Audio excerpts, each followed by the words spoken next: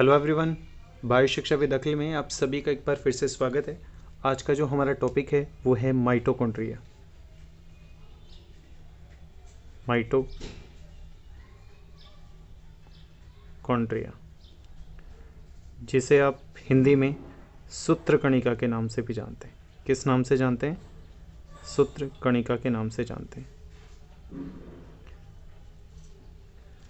Mitochondria को खोजा किसने, माइटोकॉन्ड्रिया को देखा किसने, इसी के बारे में बात करते हैं। सबसे पहले माइटोकॉन्ड्रिया को कोलिकर ने, किसने? कोलिकर ने देखा। देखने का श्रेय किसको दिया जाता है? कोलिकर ने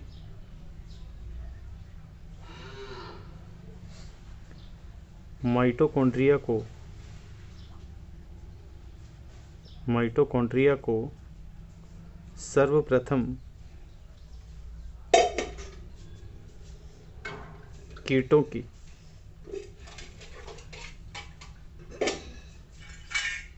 रेखित पेशियों में देखा। रेखित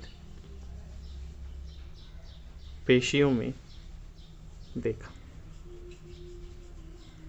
देखने का श्रेय दिया जाता है, इस चीज़ को आप ध्यान रखें। इसके बाद आते हैं अल्टमान।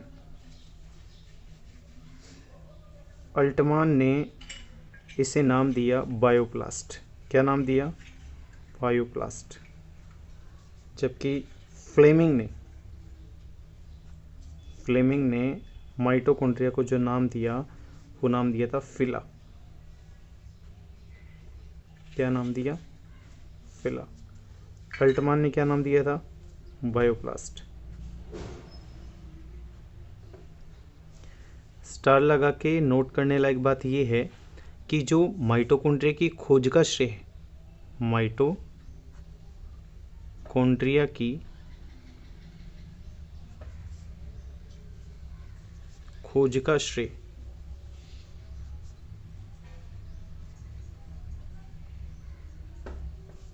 अल्टमान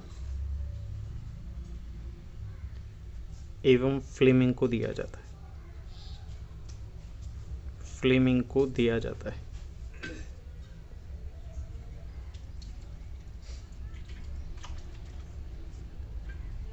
दिया जाता है। कुछ बुक्स में आपको ये मिल सकता है कि कोलिकर ने माइटोकॉन्ड्रिया को खोजा। कोलिकर ने माइटोकॉन्ड्रिया को खोजा नहीं, कोलिकर ने माइटोकॉन्ड्रिया को देखा। इस चीज़ को आप ध्यान रखें।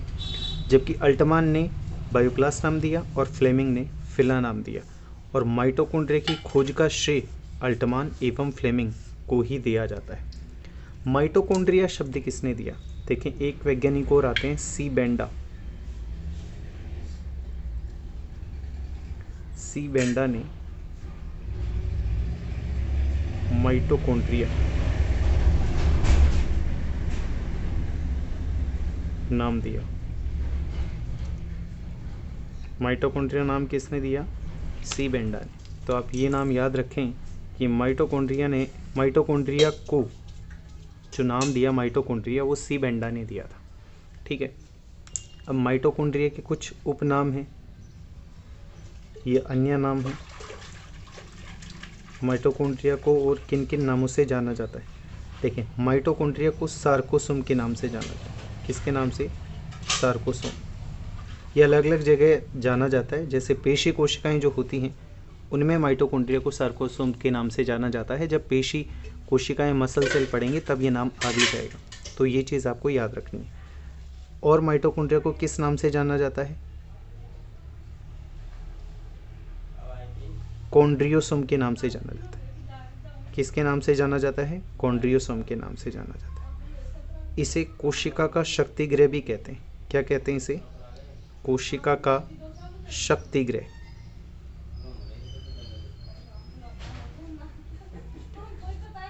कोशिका में एटीपी उद्योग भी इसी को कहते हैं। कोशिका में एटीपी उद्योग इसी को कहते हैं। कोशिका में कोशिका इसी को कहा जाता है। ये कोशिका में कोशिका, हरितलव को भी ये नाम दिया जाएगा। इसलिए इन नामों के लिए कह सकते हैं कि ये दोनों के लिए कॉमन नेम है। अर्धस्वायत्त कोशिकांग भी कहते हैं इसे, ये हरितलक को भी कहा जाता है। इसे कोशिका भट्टी भी कहते हैं। क्या कहते हैं? कोशिका भट्टी। संचयी बैटरियां भी कहते हैं। क्या कहते हैं? संचयी बैटरियां।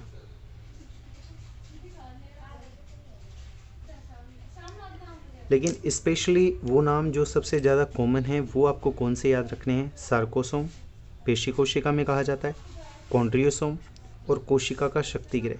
ये 3 नाम आपको स्पेशली याद रखने हैं।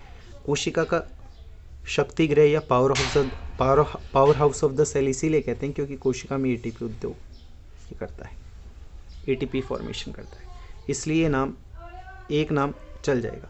कोशिका में कोशिका है, कोशिका भट्टी है, संचयी बैटरियाँ हैं, अर्धस्वायत्त कोशिकांग है, ये भी इसके नाम हैं जो माइटोकॉन्ड्रिया के लिए काम में लिए जाते हैं।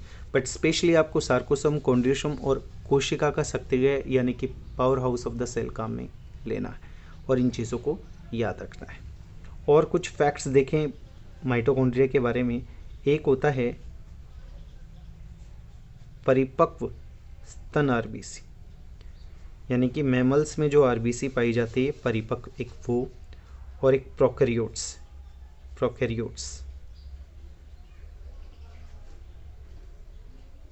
में इनका अभाव होता है, यानी कि माइटोकॉन्ड्रिया प्रोकैरियोट्स में और मैच्योर मैमल आरबीसी में नहीं पाया जाता। ये चीज़ आप स्पेशली याद रखें, ठीक है। संख्या की बात करते हैं कि माइटोकॉन्ड्रिया की संख्या कितनी होती है। देखिए, माइटोकॉन्ड्रिया की संख्या को ऐसे फिक्स नहीं किया जा सकता कि सब में एक होती है, ये डिफरेंट होती है। जैसे आपने स्पोरोजोइट ये नाम सुना होगा, नहीं सुना तो आप सुन लेंगे भविष्य में। स्पोरोजोइट क्या होता है? ये प्लाज्मोडियम की संक्रमणकारी अवस्था होती है। प्लाज्मोडियम वही जो मलेरिया रोग उत्पन्न करता है। स्पोरोजोइट में इसकी संख्या 1 होती है, ठीक। यीस्ट सेल की बात करूं, यीस्ट कोशिका की बात करूं मैं, तो यीस्ट कोशिका में माइटोकॉन्ड्रिया की संख्या लगभग 10 होती है। यकृत कोशिका में मैं बात करूं, यकृत कोशिका में तो इसकी संख्या लगभग 1000 होती है। सी अर्चिन का अंडा,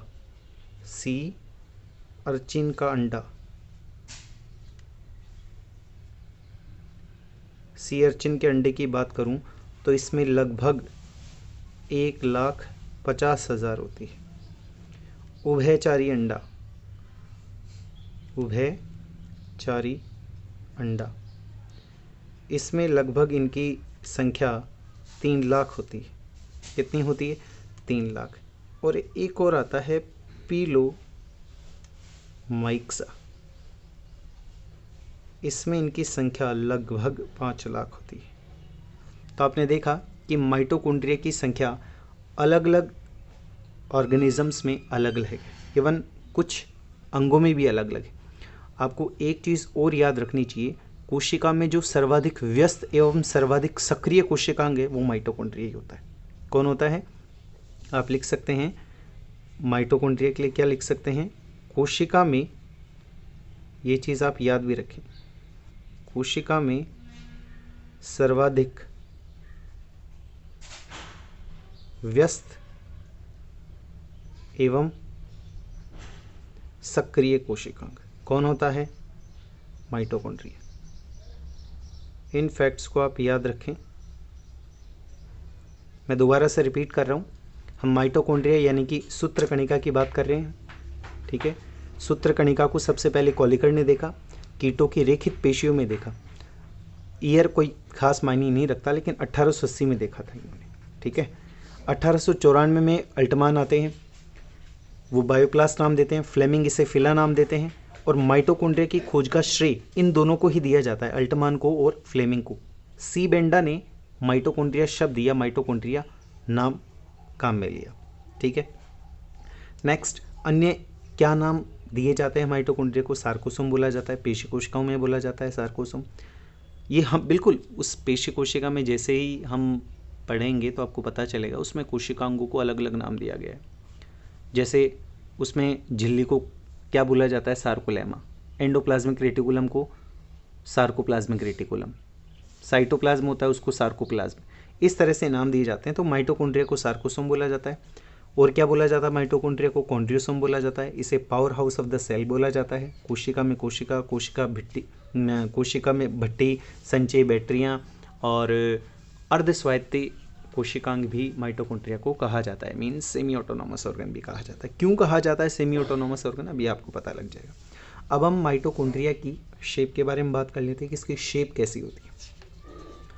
देखें, माइटोकॉन्ड्रिया की अगर शेप की बात करें, ये पेज नंबर 1 है, पेज नंबर 1, ठीक है। माइटोकॉन्ड्रिया की अगर शेप की बात करें तो माइटोकॉन्ड्रिया की जो आकृति होती है वो भी कोई निश्चित नहीं होती। आकृति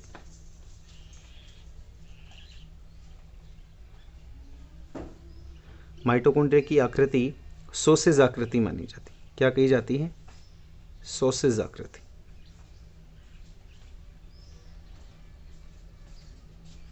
कौन सी आकृति है ये, सॉसेज आकृति। लेकिन ये फिक्स नहीं है, ये रॉड शेप यानी कि छड़नुमा भी हो सकती है, छड़नुमा।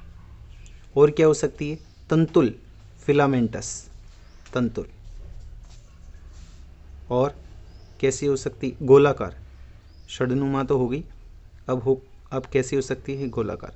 तो ये माइटोकॉन्ड्रिया की आकृतियों के बारे में हमें पता चल गया कि माइटोकॉन्ड्रिया की आकृति सॉसेज तरह हो सकती है, छड़नुमा हो सकती है, तंतुल फिलामेंटस हो सकती है, गोलाकार राउंड हो सकती है।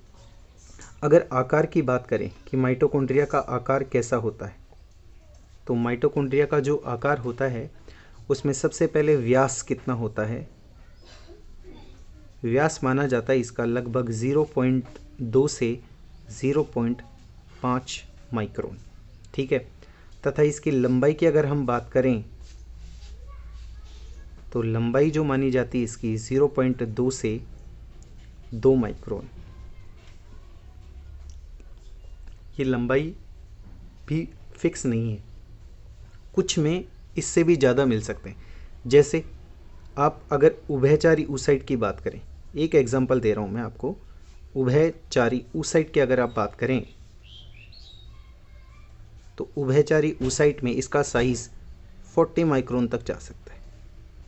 कितना जा सकता है, 40 माइक्रोन तक जा सकता है। अब देखें इसकी संरचना की बात करते हैं। नेक्स्ट टॉपिक जो हमारे पास आता है वो आता है माइटोकॉन्ड्रिया की संरचना के बारे में। माइटोकॉन्ड्रिया की संरचना को अगर हम देखें तो माइटोकॉन्ड्रिया में सबसे पहले इसे हम ये कह सकते हैं कि ये दोहरी झिल्ली युक्त कोशिकांग। कैसा है, दोहरी झिल्ली युक्त कोशिकांग। डबल मेम्ब्रेन पाई जाती है इसके ऊपर, यानी कि हम क्या कह सकते हैं, एक बाहरी झिल्ली, आउटर मेम्ब्रेन, और एक आंतरिक झिल्ली, ठीक है।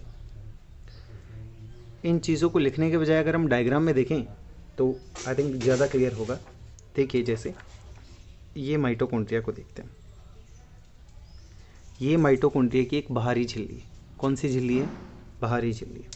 अब माइटोकॉन्ड्रिया में हमें एक आंतरिक झिल्ली बनानी है तो माइटोकॉन्ड्रिया की आंतरिक झिल्ली भी बनाते हैं।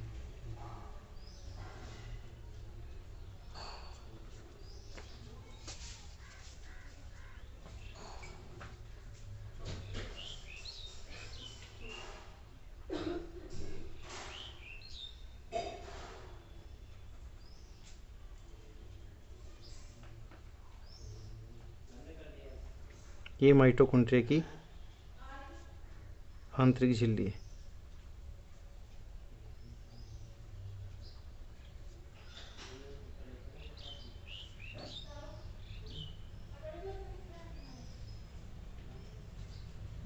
बिल्कुल स्थान स्थान पर इसमें अंगुली नुमा उभार हमें देखने को मिल रहे हैं।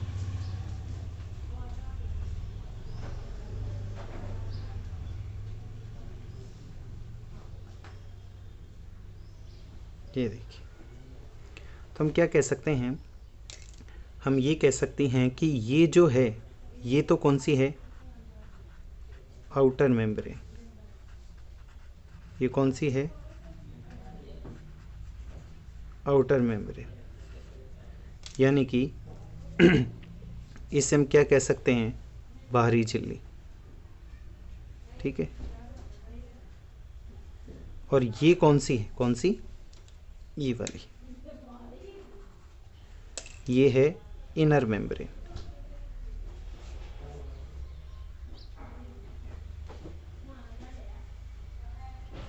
मीन्स आंतरिक झिल्ली।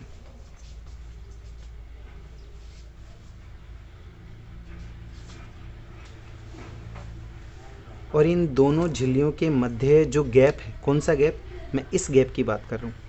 मैं आपको कलर से शो करता हूँ, मैं इस गैप की बात कर रहा हूँ। ये जो आपको दिख रहा है, ये क्या है, ये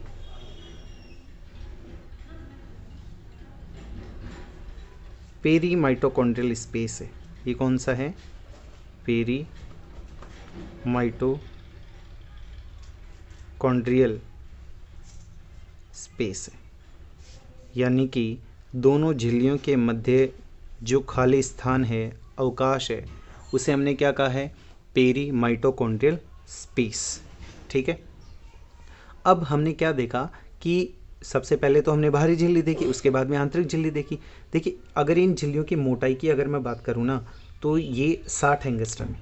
क्या है ये, 60 एंगस्ट्रम। ये 60 एंगस्ट्रम है ये, और ये वाली भी 60 एंगस्ट्रम है। आप कहेंगे फिक्स, बिल्कुल फिक्स बिल्कुल नहीं है ये। और जो दोनों झिल्लियों के मध्य गैप है वो है 80 एंगस्ट्रम। यानी कि मैं क्या कह सकता हूँ, मैं ये कह सकता हूँ कि इनकी कुल मोटाई, क्या, इनकी कुल मोटाई, इसकी बात कर रहे हैं, कितनी हो गई टोटल, ये हो गई 100, 100 क्यों, 200 fix, 200 angstrom. 60 60 120 plus 80 200, 200 angstrom mitochondria की झिल्ली की कुल मोटाई हमारे पास आ गई। क्लियर है। कोई पूछे इनकी स्ट्रक्चर कैसी होती है, तो मैं आपको बता दूं कि दोनों झिल्लियों की संरचना और रासायनिक संगठन जो हमने प्लाज्मा मेम्ब्रेन पढ़ा है उसी के समान होती है और वैसी ही मानी जाती है। हाँ, थोड़ा सा कुछ डिफरेंस आपको देखने को मिल सकता है। जैसे क्या कहा जा सकता है कि बाहरी झिल्ली में फॉस्फोलिपिड्स होते हैं, कोलेस्ट्रॉल होते हैं, वो आंतरिक झिल्ली की तुलना में अधिक होते हैं। लेकिन नॉर्मली अगर बात की जाए कि दोनों झिल्लियों की संरचना और संगठन कैसा होता है, तो प्लाज्मा झिल्ली के समान ही होता है। ठीक है, नेक्स्ट जो बात आती है, हमने ये देखा कि आंतरिक जो झिल्ली है वो आंतरिक झिल्ली स्थान स्थान पर अंदर की तरफ मुड़ जाती है, अंदर की तरफ मुड़ जाती है। इन अंगुली नुमा उभारों को क्या कहते हैं, इन अंगुली नुमा उभारों को क्रिस्टी कहते हैं। क्या कहते हैं, क्रिस्टी। क्या कहते हैं, क्रिस्टी। अच्छी तरह नाम याद कर लीजिए, ये क्रिस्टी। क्रिस्टी वर्ड एक्स्ट्रा में बता देता हूँ, क्रिस्टी जो वर्ड है, ये शब्द है, ये पैलाडे ने दिया था। किसने दिया था, पैलाडे ने दिया था। ये पैलाडे वही हैं जो राइबोसोम के बारे में बताएंगे। राइबोसोम पढ़ेंगे तब मैं इनका नाम वापस आपको याद दिला दूंगा। ठीक है, तो इस तरह से ये कौन आ गई, क्रिस्टी आ गई, मोटाई आ गई कुल। अब हमने देखा कि अब अंदर चल रहे हैं हम, इस माइटोकॉन्ड्रिया के अंदर चलते हैं। तो ये जो अंदर स्थान है इसे हम सेंट्रल चैम्बर कह सकते हैं। क्या कह सकते हैं, सेंट्रल चैम्बर कह सकते हैं। इस सेंट्रल चैम्बर में देखें तो ये क्या है, ये गुहा की तरह प्रतीत होता है, एक कैविटी की तरह प्रतीत होता है। इसमें सघन जेली और ये पाए जाते हैं जिनमें मैट्रिक्स भरा होता है। क्या भरा रहता है, मैट्रिक्स। आप देखें, मैं इससे डिनोट कर सकता हूँ इसको, ये यूज़ ले लिया, ये लेते हैं, ये इसमें एक तो है डीएनए,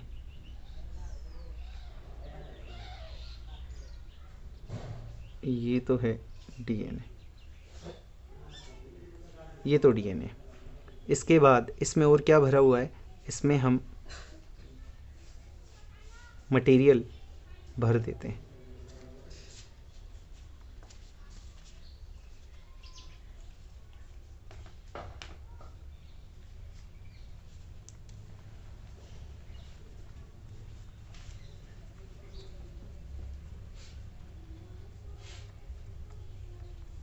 ठीक है, इसे मैं क्या कहूँगा, इस मटेरियल को मैं कहूँगा मैट्रिक्स। इसे आधात्री भी कह सकता हूँ। क्या कह सकता हूँ? आधात्री। आगे चलते हैं, इसमें क्या क्या भरा हुआ है इस मैट्रिक्स में। इस मैट्रिक्स में हम बोल सकते हैं कि मैट्रिक्स में रिडॉक्स, क्या?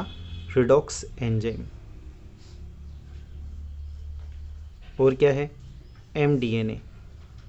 एमडीएनए का मतलब माइटोकॉन्ड्रियल डीएनए। और ये एमडीएनए किधर है? एमडीएनए ये रहा, एमडीएनए। एमडीएनए का मतलब माइटोकॉन्ड्रियल डीएनए। ठीक है, हम इसकी बात कर रहे थे। इसमें रेडॉक्स एंजाइम भरे हुए हैं, एमडीएनए उपस्थित है, आरआरएनए है, आरआरएनए और एमआरएनए है, टीआरएनए है और 55S या 70S राइबोसोम है। राइबोसोम, एटीपी एटसेट्रा, ये किस में मौजूद हैं? ये इस मैट्रिक्स में फिलअप है।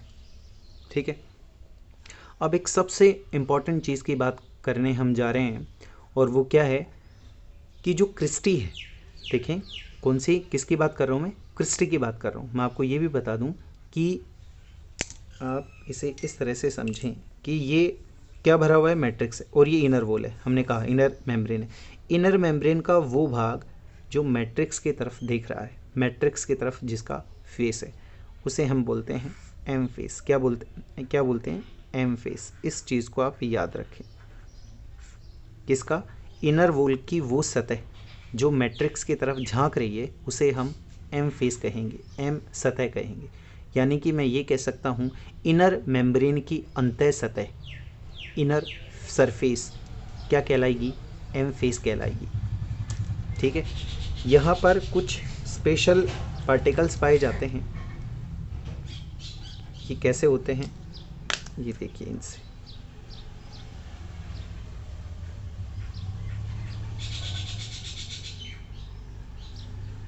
ये इस तरह से लगे हुए हैं, ये पूरे माइटोकॉन्ड्रिया में लगे हुए हैं इस तरह से।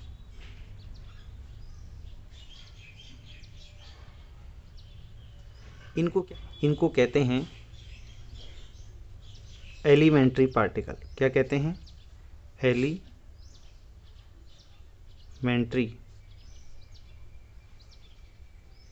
पार्टिकल्स, प्रारंभिक कण। क्या कहते हैं? प्रारंभिक कण। और क्या कह सकते हैं इनको कह सकते हैं F1 पार्टिकल या F1 कण। क्या कह सकते हैं? F1 कण। और क्या कह सकते हैं? इनको ऑक्सीसोम कह सकते हैं। क्या कह सकते हैं? ऑक्सीसोम कह सकते हैं। अगर मैं इसको अलग से बनाऊं तो आप इसको भी देख लें अलग से। क्या है ये?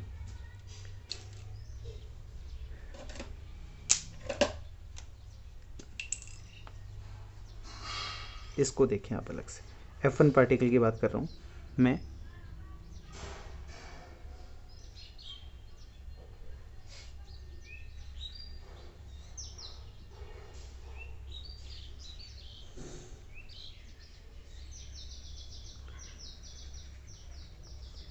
ये F1 पार्टिकल है, ये जो हमने बनाया ना यहाँ पर, ये F1 पार्टिकल है। इस F1 पार्टिकल को आप अलग अलग भागों में बांट सकते हैं। F1 पार्टिकल का ये भाग, ये वाला भाग तो क्या है? हेड, शीर्ष जिसे मैं कह सकता हूँ, सिर जिसे मैं कह सकता हूँ। इसका जो व्यास अगर आप देखेंगे तो ये आपको मिलेगा लगभग 75 से 100 एंगस्ट्रम। ठीक है, दूसरी मैं इस भाग की बात कर रहा हूँ। ये भाग, ये जो लंबा सा स्टॉक दिख रहा है, स्टॉक ही कहेंगे इसे, वृंत। ये सिर, ये वृंत, ये सिर है। मैं हिंदी में भी लिख देता हूँ, ये सिर है, ये वृंत है। अगर इसकी क्या आएगी? इसकी लंबाई आएगी। इसकी लंबाई है लगभग 50 एंगस्ट्रम। ठीक, और ये जो नीचे है इसे बोलते हैं आधार या बेस। आधार या बेस, क्या कहेंगे इसे? आधार या बेस। इसकी तीनों है, इसकी लंबाई भी है, चौड़ाई भी है। एक चीज़ और है, बताता हूँ अभी। इसकी अगर ये देखें तो इसकी जो कितनी आएगी, 110 एंगस्ट्रम, ठीक है। और ये वाला मेज़रमेंट आएगा इसका लगभग 20 एंगस्ट्रम, ठीक है। मैं इसकी बात कर रहा था। ये जो जगह है, ये गैप कितना है, ये लगभग है 30 एंगस्ट्रम। ये कितना है, 30 एंगस्ट्रम। तो मैं ये कह सकता हूँ, क्या कह सकता हूँ कि F1 कण के 3 भाग होते हैं, शीट्स यानी कि हेड, स्टॉक और बेस। इन तीनों में अगर देखा जाए तो सबसे पहले F1 कण है, उसका आधार भाग की मैं बात करूं तो इसकी मोटाई होती है 20 एंगस्ट्रम। कितनी है इसकी मोटाई, 20 एंगस्ट्रम। जबकि इसकी लंबाई कितनी है, 110 एंगस्ट्रम। वृंत की अगर मैं बात करूं तो इसकी लंबाई है 50 एंगस्ट्रम। और वृंत की मोटाई ये वाली, ये जो मोटाई है, ये लगभग कितनी है, 30 एंगस्ट्रम। लास्ट क्या बचा, सिर। जो सिर है उसका व्यास है 75 से 100 एंगस्ट्रम। और 2 F1 कणों के मध्य की दूरी बात करूं मैं, ये 2 F1 कण लगे हुए हैं, तो इन दोनों के मध्य कितनी दूरी है, 2 F1 कणों की मध्य दूरी लगभग कितनी होती है, 100 एंगस्ट्रम। कितनी होती है, लगभग कितनी होती है, 100 एंगस्ट्रम। ETS कॉम्प्लेक्स फर्स्ट, जिसे मैं NAD बोल सकता हूँ। ये चीज़ें जब आप प्लांट फिजियोलॉजी पढ़ेंगे तब याद आ जाएंगी, ठीक है। कॉम्प्लेक्स सेकंड FAD, आंतरिक झिल्ली में कॉम्प्लेक्स थर्ड साइटोक्रोम वृंत में होते हैं, तथा कॉम्प्लेक्स फोर्थ ये शीर्ष में स्थित होता है। ये बात आपको समझ में आ जानी चाहिए, और नहीं आई तो आपके लिए इतनी इम्पॉर्टेंट नहीं है, क्योंकि ये चीज़ें प्लांट फिजियोलॉजी में आ जाएंगी, ठीक है। तो मैं दोबारा से रिपीट कर रहा हूँ, आप अच्छी तरह सुने इस चीज़ को। हम ये बात कर चुके हैं कि कॉलिकर ने देखा, अल्टमान ने बायोप्लास, फ्लेमिंग ने फिला नाम दिया। माइटोकॉन्ड्रिया की खोज का श्रेय इन दोनों को दिया जाता है। माइटोकॉन्ड्रिया शब्द सी बेंडा ने दिया। माइटोकॉन्ड्रिया को सार्कोसोम, कॉन्ड्रियोसोम, कोशिका का शक्तिगृह, कोशिका में ATP उद्योग, कोशिका में कोशिका भट्टी संचयी बैक्टीरिया के नाम से जाना जाता है। परिपक्व स्तन RBC और प्रोकैरियोट्स में माइटोकॉन्ड्रिया नहीं पाया जाता। संख्या की बात करें तो स्पोरोजोइट में 1 होती है, ईस्ट कोशिका में 10 होती है, यकृत कोशिका में 1000 होती है, सी अर्चिन में 1.5 लाख है, उभयचरी अंडे में 3 लाख है और पीलोमाइक्सा में 5 लाख है। और कोशिका में सर्वाधिक व्यस्त और सक्रिय कोशिकांग कौन सा होता है, माइटोकॉन्ड्रिया होता है, सूत्रकणिका होता है। इसके बाद हमने बात की इसकी संरचना की। संरचना में मैंने आपको कहा कि इसकी आकृति भी देख लेते हैं। सॉसेज आकृति है, छड़नुमा है, तंतुल है, गोलाकार है। आकार 0.2 से 0.5 माइक्रोन है, लंबाई 0.2 से 2 माइक्रोन है और उभयचरी ऊसाइड की ये 40 माइक्रोन तक जा सकती है। संरचना की बात करें, संरचना मैं बोल रहा हूँ, आप डायग्राम को देखते जाएं, समझ जाएंगे, आप लिख सकते हैं आराम से। माइटोकॉन्ड्रिया एक दोहरी झिल्ली युक्त कोशिकांग होता है, जिसमें एक बाहर की झिल्ली होती है और एक अंदर की झिल्ली होती है। बाहर वाली झिल्ली को आउटर मेम्ब्रेन और अंदर वाली को इनर मेम्ब्रेन कहते हैं। दोनों झिल्लियों की मोटाई 60-60 एंगस्ट्रम होती है। दोनों झिल्लियों के मध्य एक अवकाश पाया जाता है जिसे पेरीमाइटोकॉन्ड्रियल स्पेस कहते हैं, जिसकी मोटाई लगभग 80 एंगस्ट्रम होती है। इस प्रकार माइटोकॉन्ड्रिया की झिल्ली की कुल मोटाई 200 एंगस्ट्रम होती है। इन झिल्लियों की संरचना और रासायनिक संगठन प्लाज्मा झिल्ली के समान ही होता है। आंतरिक झिल्ली या इनर मेम्ब्रेन की वह सतह जो अंदर की तरफ झांकती है उसे एम फेस कहते हैं। उसे क्या कहते हैं, एम फेस कहते हैं। स्थान स्थान पर आंतरिक झिल्ली अंगुलीनुमा प्रवर्ध बनाती है, जिन्हें क्रिस्टी कहते हैं। क्रिस्टी शब्द पैलाडी ने दिया था। माइटोकॉन्ड्रिया के अंदर यानी कि इनर सरफेस या इनर मेम्ब्रेन के अंदर की तरफ एक गुहा पाई जाती है जिसे मैट्रिक्स कहते हैं। इस मैट्रिक्स में विभिन्न पदार्थ पाए जाते हैं, जैसे redox enzyme, mitochondrial DNA, rRNA, mRNA, tRNA, ribosomal RNA, messenger RNA, transfer RNA, और इसमें 55S या 70S राइबोसोम पाया जाता है। ATP और अन्य पाए जाते हैं। ठीक है, बात समझ में आ गई। चूँकि माइटोकॉन्ड्रिया के पास स्वयं का DNA होता है, अतः ये अपने लिए आवश्यक प्रोटीनों का संश्लेषण स्वयं कर सकता है, इसलिए इसे अर्ध स्वायत्तशासी कोशिकांग क्या कहते हैं, इसे क्या कहते हैं, अर्ध स्वायत्तशासी कोशिकांग। किसको बोलते हैं, माइटोकॉन्ड्रिया को कहते हैं। सेमी ऑटोनोमस ऑर्गन क्यों कहते हैं, बात समझ में आ गई होगी।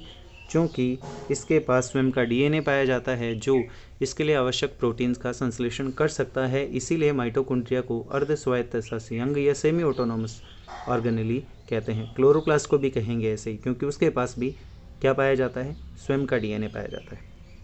नेक्स्ट हम बात कर रहे थे कि माइटोकॉन्ड्रियल डीएनए हो गया।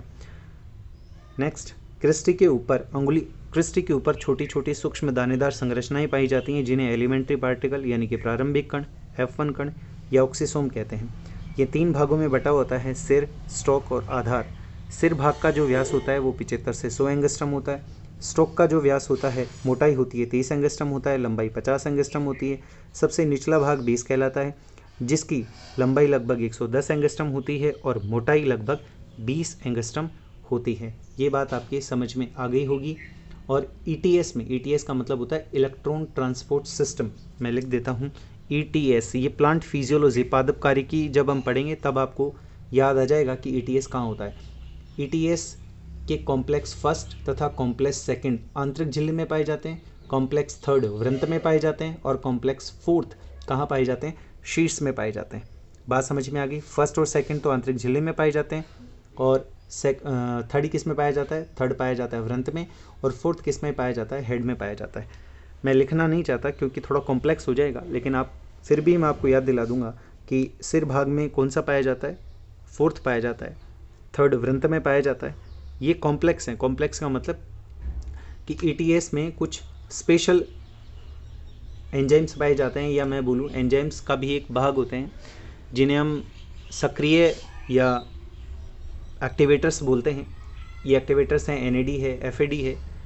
ये कहाँ पाए जाते हैं माइटोकॉन्ड्रिया में, उनकी लोकेशन मैंने बताई है कि ये सिर में, स्टॉक में और आंतरिक झिल्ली में पाए जाते हैं। इसके बाद हम बात करते हैं माइटोकॉन्ड्रिया की उत्पत्ति की। किसकी बात करते हैं, माइटोकॉन्ड्रिया की उत्पत्ति की। माइटोकॉन्ड्रिया की उत्पत्ति कहाँ से होती। माइटोकॉन्ड्रिया की उत्पत्ति के लिए अलग अलग मत दिए गए हैं।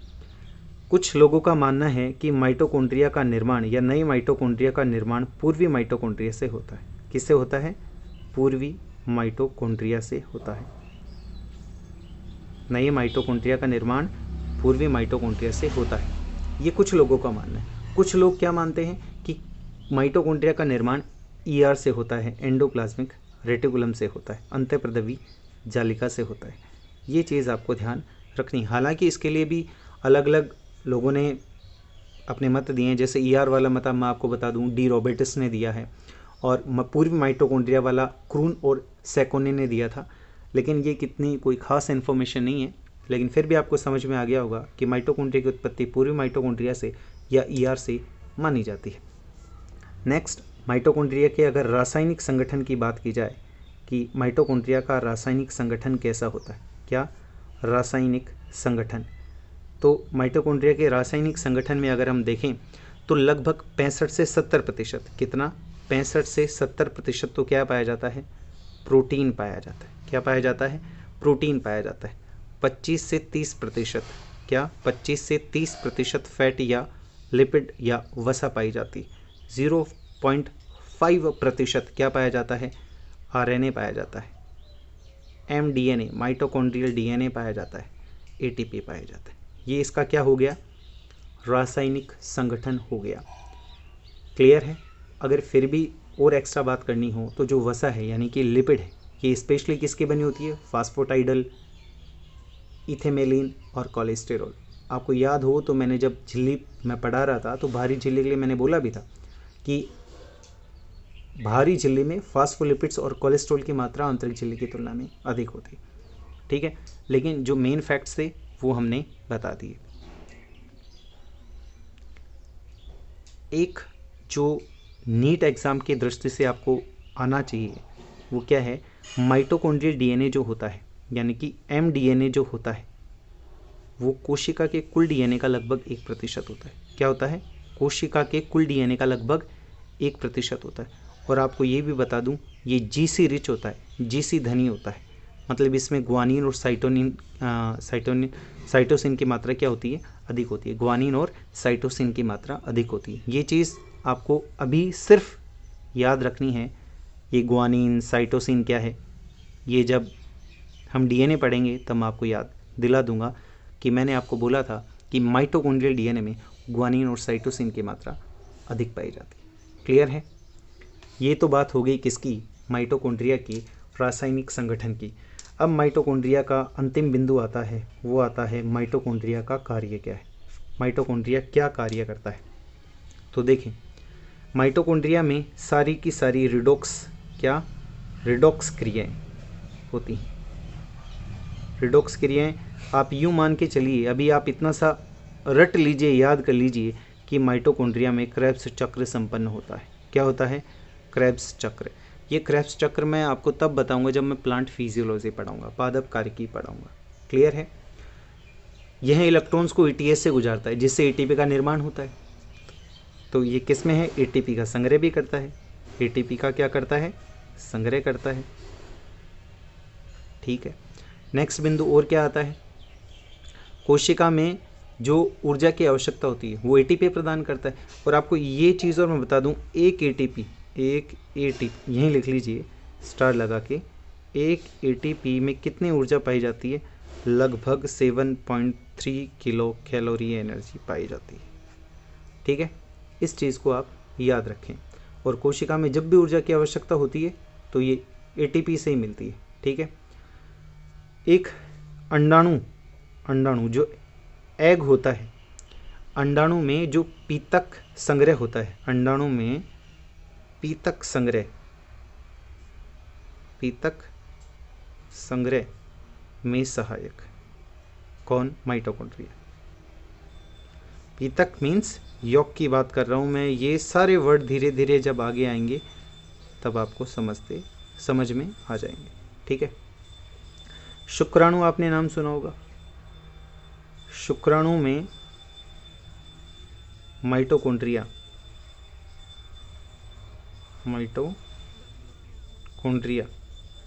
मध्य भाग बनाता है।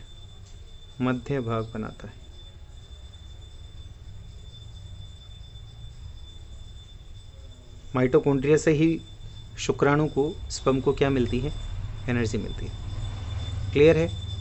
आई होप कोशिका वंशागति में भी, कोशिका द्रव्य, ये आपको बीएससी में पढ़ने को मिलेगा, कोशिका द्रव्य वंशागति। या तो ये इस बिंदु इस नाम से मिलेगा या मिलेगा आपको मात्रक वंशागति के नाम से मिलेगा। उसमें आपको दिखाया जाएगा कि वंशागति माइटोकॉन्ड्रिया के द्वारा भी होती है या साइटोप्लाज्म के द्वारा भी होती है, कोशिका द्रव्य के द्वारा भी होती है। क्लियर है? आई होप आपको ये वीडियो समझ में आया होगा। अगर समझ में आया है तो वीडियो को लाइक करें, शेयर करें और चैनल को सब्सक्राइब करें। और सभी स्टूडेंट्स से मेरी रिक्वेस्ट है कि जो वीडियो अपलोड किए जाते हैं उनको आप देखते रहें और नोट्स को कॉपी करते रहें, क्योंकि कुछ बच्चे ना तो वीडियो देखते हैं ना नोट्स को कॉपी करते हैं। ठीक है? ओके, आज के लिए इतना ही। Thank you very much.